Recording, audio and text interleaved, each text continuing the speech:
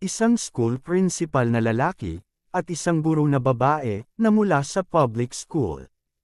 Huli sa akto ng mister ni Ma'am. Nahuli sa akto ng isang mister, ang kanyang misis na guro kasama ang isang school principal na lalaki, na magkasiping sa loob ng isang motel.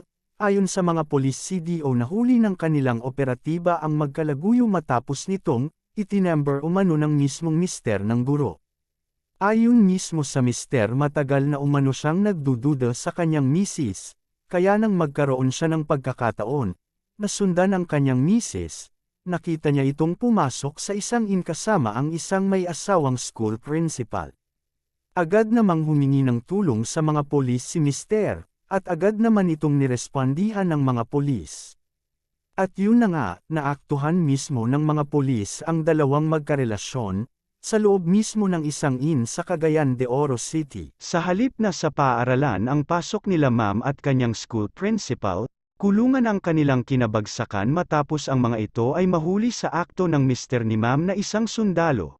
Ano ang reaction mo sa video na ito? Isulat mo na sa comment section ang iyong opinion at huwag kalimutang i-like at i-subscribe ang Nets TV.